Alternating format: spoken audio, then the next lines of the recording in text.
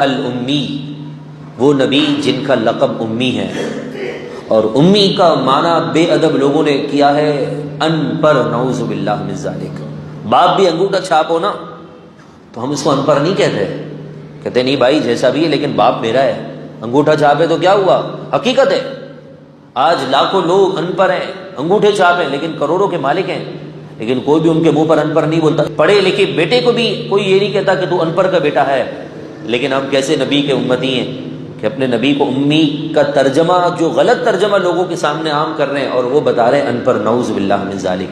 اگر اس دنیا کا سب سے عظیم انسان ان پڑھ ہے تو دنیا کے اندر پھر پڑھا ہوا لکھا انسان کون ہے؟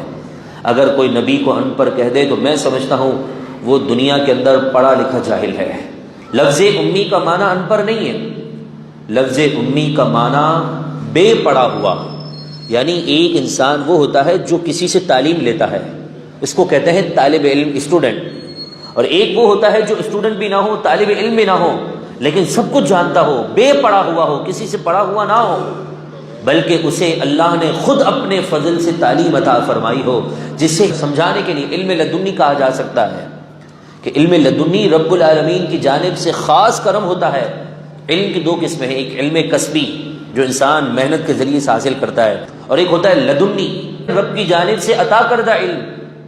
رب اگر اپنے محبوب کے نالین کو سیدھا کرنے والوں کو دے سکتا ہے علم لدنی، تو جس نالین کی پاور اتنی ہے تو اس ذات کی پاور کتنی بلند ہوگی۔ اگر یہ کہا جائے کہ نبی نعوذ باللہ ان پڑھ ہے، اب کہاں سے ایمان بچے گا؟ کوئی باپ کو تسلیم نہیں کرتا تو نبی کے بارے میں کون برداشت کر سکتا ہے؟